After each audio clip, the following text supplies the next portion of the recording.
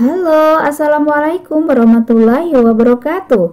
Teman-teman, kita lanjutkan part 2 kriteria pemilihan model dalam regresi logistik berganda. Pastikan teman-teman telah menonton video part 1 karena materi ini bersambung. Yuk kita mulai pembahasannya.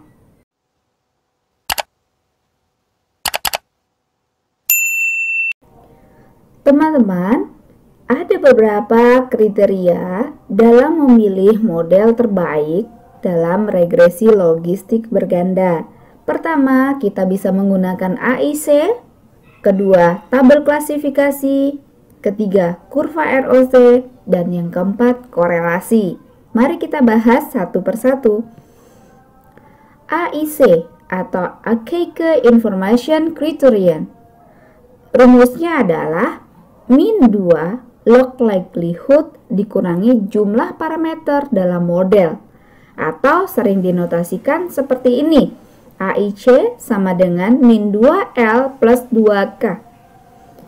Model yang lebih pas adalah model dengan AIC lebih kecil, namun tetap mempertimbangkan reasonability dari model yang diperoleh.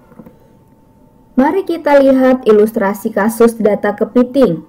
Sebagaimana telah dibahas pada part 1, data kepiting dapat dibangun beberapa model regresi logistik. Untuk model yang melibatkan peubah C dan W, warna dan lebar cangkang didapatkan min 2 log likelihood sama dengan 187,5.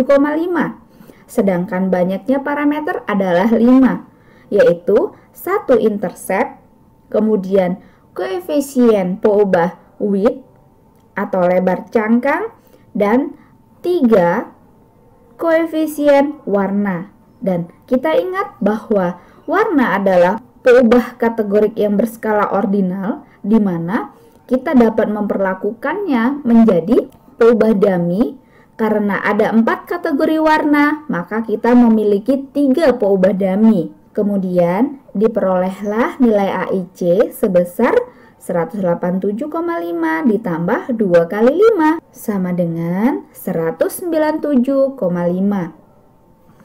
Untuk model yang lebih sederhana, yaitu melibatkan peubah warna dark ditambah dengan peubah W, didapatkan min 2 log likelihood sama dengan 188. Jadi di dalam model ini, peubah warna ini bukan 3 dummy lagi, tapi hanya mengambil yang warna gelap. Sehingga banyaknya parameter adalah 3, sehingga AIC-nya sama dengan 188 ditambah 2 kali 3 sama dengan 194. Dari kedua nilai AIC yang diperoleh, maka yang terkecil adalah model yang lebih sederhana. Sehingga kita dapat katakan bahwa model yang lebih sederhana itu yang lebih baik. Kemudian, model yang dibangun berdasarkan peubah warna dengan 3 dummy dan peubah lebar cangkang, dan model yang hanya melibatkan peubah warna gelap dan lebar cangkang, keduanya tampak masuk akal. Meskipun model yang lebih sederhana memiliki AIC lebih rendah, tetap disarankan untuk memeriksa estimasi parameter untuk model yang ini. Demikianlah teman-teman, bahwa pemilihan model terbaik berdasarkan kriteria AIC memang interestnya kita pada nilai AIC yang lebih rendah. Namun, tetap saja kita lihat kebermaknaan dari interpretasinya, atau masuk akal atau tidak model yang kita bangun itu. Hal ini dikhawatirkan apabila selisih nilai AIC itu tidak terlalu besar. Kemudian yang lebih masuk akal misalnya yang lebih di atasnya. Maka kita tidak bisa juga serta-merta langsung menutup mata hal tersebut. Kita tetap harus perhatikan nilai AIC dan juga masuk akal atau tidak modelnya, seperti itu. Nah, apabila kedua model sama-sama masuk akal, kemudian parameter yang diestimasi semuanya menunjukkan signifikan misalnya, pilihlah model yang memiliki AIC lebih rendah, seperti itu. Nah, kriteria yang kedua yang dapat kita gunakan untuk memilih model terbaik adalah menggunakan tabel klasifikasi. Di dalam tabel klasifikasi ini nantinya kita akan menghitung suatu besaran yang dinamakan sensitivitas dan spesifisitas. Oke? Nah, apa itu tabel klasifikasi yang dimaksud di sini? Yaitu tabulasi silang antara peubah respon dengan dugaannya. Suatu pengamatan akan diduga memiliki respon Y sama dengan 1 apabila peluang dari pengamatan itu berdasarkan model regresi logistik yang diperoleh itu lebih besar daripada P0 dan akan diprediksikan bernilai 0 apabila peluang untuk observasi ke I tersebut lebih kecil sama dengan P0, di mana P0 adalah nilai cut-off sebagai acuan dalam melakukan klasifikasi. Untuk tabel klasifikasi seperti ini ya, jadi ini nilai Y aktualnya, Y sama dengan 1 adalah notasi untuk sukses, untuk kategori Y yang dikatakan sukses, dan Y sama dengan 0 untuk kategori Y yang kita katakan gagal. Untuk posisi baris dari tabel ini adalah nilai prediksi Y atau Y duga. Y duga sama dengan 1 untuk observasi yang diprediksikan masuk ke kelompok sukses berdasarkan nilai cut-off ini, dan Y duga sama dengan 0 untuk observasi yang diprediksikan gagal berdasarkan nilai cut-off ini. Nah, ini A, B, C, D merupakan banyaknya observasi atau banyaknya pengamatan. A merupakan banyaknya pengamatan yang aktualnya dia sukses, masuk kelompok sukses, dan diprediksikan ke kelompok sukses. Sedangkan B adalah banyaknya pengamatan yang aktualnya dia berasal dari kelompok gagal dan diprediksikan masuk ke sukses. Sedangkan C adalah banyaknya pengamatan yang aktualnya dia sukses, diprediksikan masuk ke kelompok gagal. Sedangkan D adalah banyaknya pengamatan yang aktualnya dia berasal dari kelompok gagal, diprediksikan masuk ke gagal juga. Nah, sehingga kita bisa menghitung total baris dan total kolom serta total semuanya, yaitu N adalah A plus B plus C plus D. Dari tabel klasifikasi tersebut, kita bisa hitung yang namanya kuasa prediktif. Apa itu? Kuasa prediktif meliputi 3 besaran, yaitu sensitivitas, spesifisitas, dan ketepatan klasifikasi. Sensitivitas adalah peluang suatu pengamatan diprediksikan sukses sementara asalnya dia dari kelompok sukses juga. Sedangkan spesifisitas adalah peluang suatu pengamatan diprediksikan gagal sementara asalnya juga dari kelompok gagal.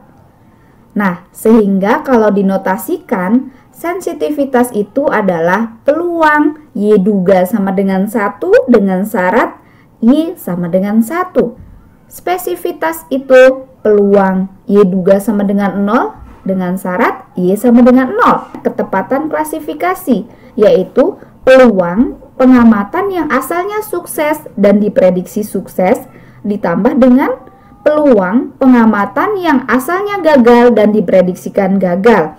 Sehingga kita notasikan peluang Y duga sama dengan 1, syarat Y sama dengan 1 dikali peluang Y sama dengan 1 ditambah dengan peluang Y duga sama dengan 0, syarat Y sama dengan 0 dikali peluang Y sama dengan 0. Ingat, ini formula dari peluang bersyarat. Nah, kalau kita lihat dari tabel klasifikasi yang telah kita sebutkan tadi, sensitivitas itu adalah A dibagi A plus C. Jadi, A dibagi A plus C. Sedangkan spesifisitas adalah D dibagi B plus D. D dibagi B plus D.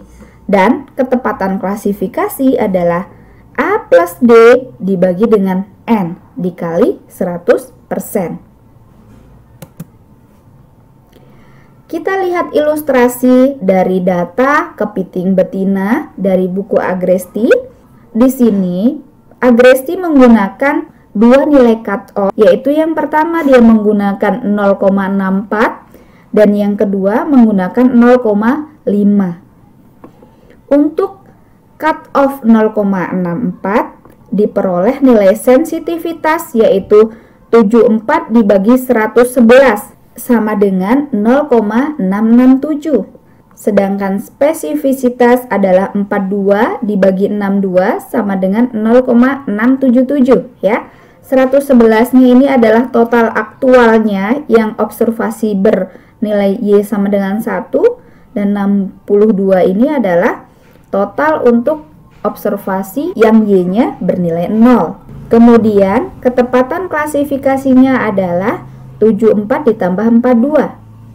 74 ditambah 42 dibagi dengan N.